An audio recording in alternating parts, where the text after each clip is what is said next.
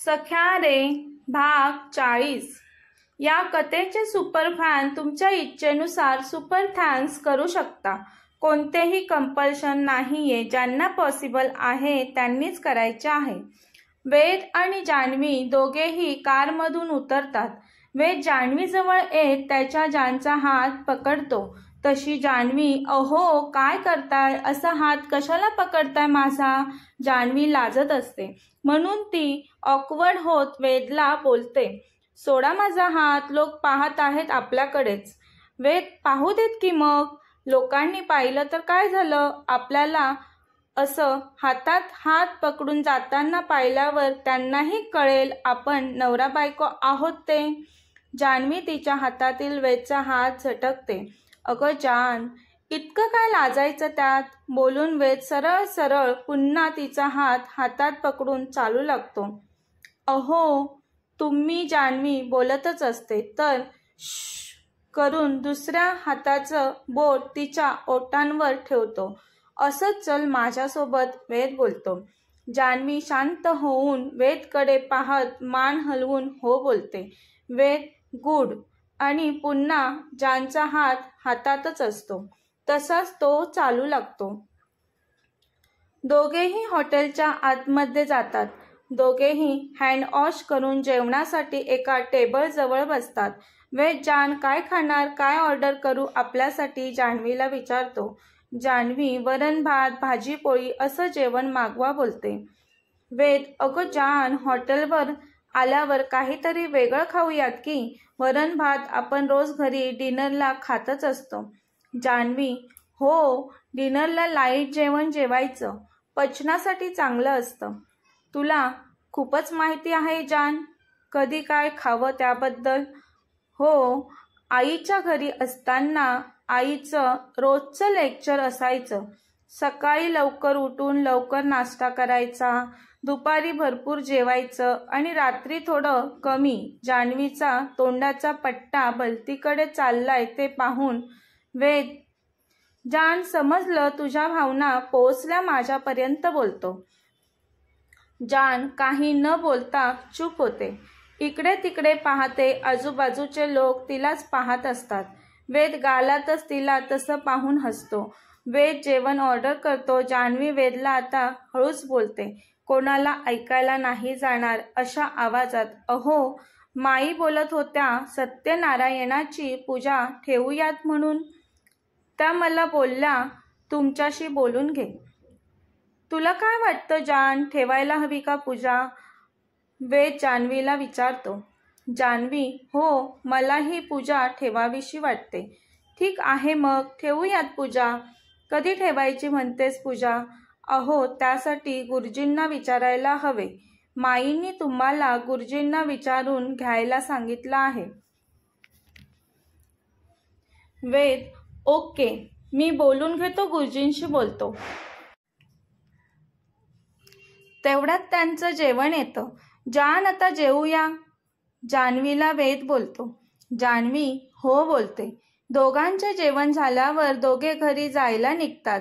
घरी जाण्या अगोदर मध्येच वेद कार थांबवतो आणि जान आलोच बोलून कारमधून उतरतो। परत आल्यावर वेद एक आईस्क्रीम कोन घेऊन येतो आणि कारमध्ये बसतो। कोनवरचं पेपर कव्हर काढून तो आईस्क्रीम खाऊ लागतो। जान्हवीला, तुला हवे का नको काही न बोलता तिच्याकडे पाहून तिला दाखवल्यासारखं खाऊ लागतो। जान्हवीला खूप राग येतो वेदच्या अशा वागण्याचा। ती मनातच बोलते, हे बरं आहे, सतत जान जान करत असता आणि आता जानला दाखवून आईस्क्रीम खायला यांना काहीच कसं वाटत नाही। जान्हवी मोठे डोळे काढून वेदकडे पाहत असते। वेद मिचक्या मारत जानला चिडवत तिच्याकडे पाहून गालात हसत आईस्क्रीम खात असतो। जान्हवी वेदला पाहतच मुर्खा मारते आणि खिडकीतून बाहेर पाहते। जानचा मुर्खा पाहून वेदला खूप हसायला येतं, पण तो स्वतःवर कंट्रोल करत बोलतो, जान काय झालं, तू अशी बाहेर का पाहते, काय झालं आहे का? जान्हवी पुन्हा वेदला रागातच एक लूक देते। वेद आईस्क्रीम खात असतो तशी जान्हवी पुन्हा खिडकीतून बाहेर पाहू लागते। जान, अशी गप्प का बसली? बोल ना काहीतरी माझ्याशी. आत्ताच जेवण केले आपण, तू अशी गप्प बसली तर मला झोप येईल. मग कार ड्राईव्ह कोण करणार? झोप येऊ नये म्हणून मी माझ्यासाठी आईस्क्रीम घेऊन आलो. गालात हसतच मुद्दाम जानला चिडवत असतो वेद. तशी जान्हवी, आणले ना आईस्क्रीम, मग खा ना, मला कशाला सांगताय? रागात आणि गाल फुगवून खिडकीतून बाहेर पाहतच वेदला बोलते. जान, तू एवढी रागवलीस का? तुला कसला राग आला आहे का? जान्हवी, नाही, मला कसलाच राग नाही आला. मला घरी जायचं आहे. कार स्टार्ट करा पहिली. चला लवकर घरी. आता खरंच सांग, तुला कसला तरी राग आलाय म्हणून गाल फुगून बसलेस आणि रागातही बोलत आहेस? वेद जान्हवीला बोलतो. मी सांगितलं ना मला कसलाच राग आला नाही म्हणून. जान्हवी वेदला बोलते.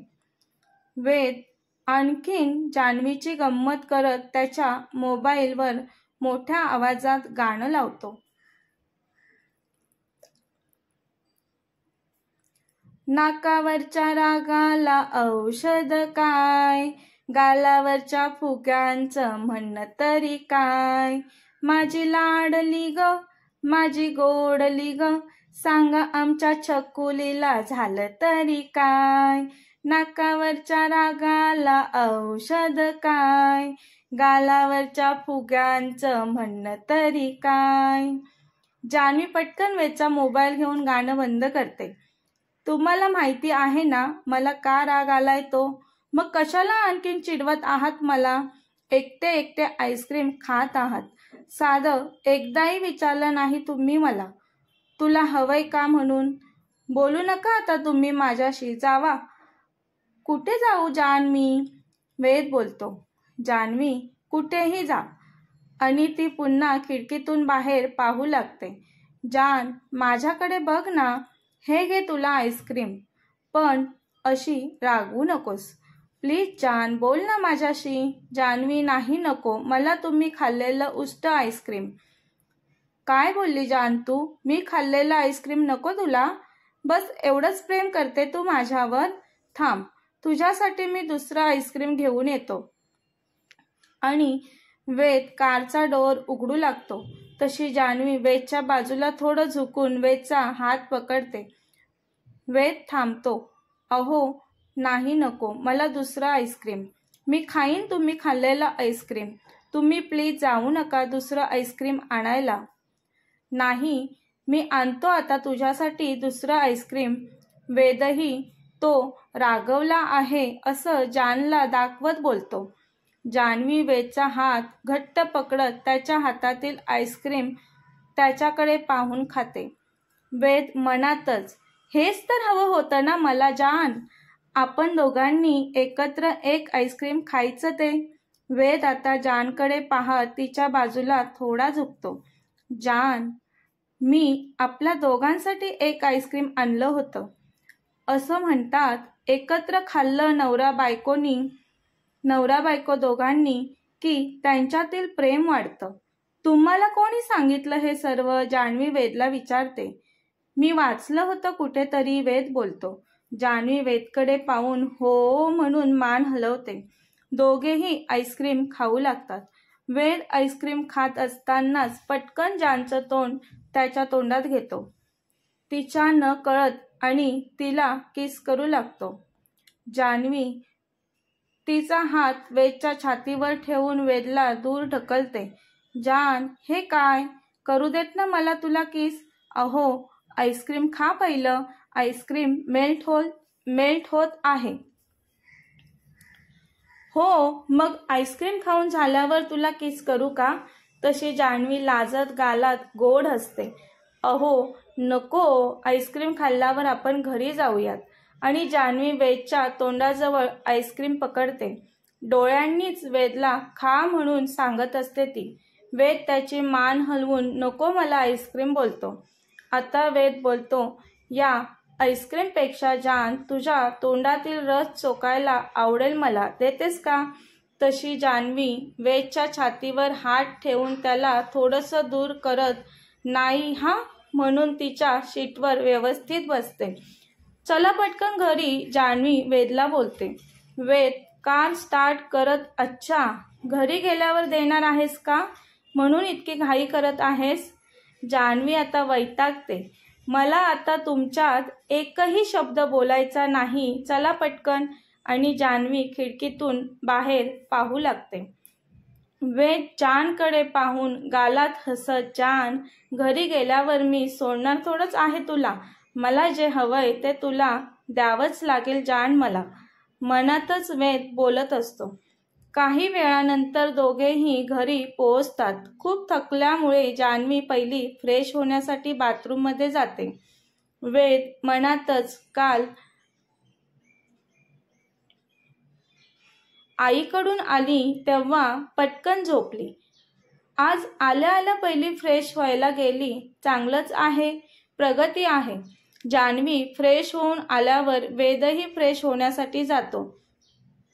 वेद फ्रेश होऊन आल्यावर पाहतो तर जान एक एक दागिना आरशासमोर उभी राहून स्वतःवर घालून पाहत होती. तिला दागिना कसा दिसतोय ते. अगदी त्याच वेळी तिच्याजवळ जाऊन त्यांनी तिच्या कमरेत हात घालून तिला जवळ ओढलं. ती दचकली. त्यांनी तिच्या चेहऱ्यावर त्याचा चेहरा नेत आणि तिच्या डोळ्यात बघत विचारलं, आवडले ना दागिने जान. तशी ती हसली.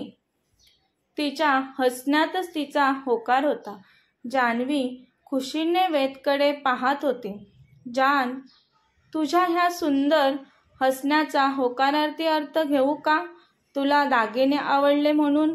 बोलतच तो आणखी जवळ आला तिला तिच्या गालावर त्याचे गरम श्वास जाणवतील इतका. तिने डोळे मिटले. त्याने गालात हसत तिच्या गालाला त्याचा गाल घासला. तिने शहारून अंग अखडून घेतलं. त्याची भरगच्च छाती तिला तिच्या पाठीवर जाणवली. तसा तिचा कणा ताठ झाला.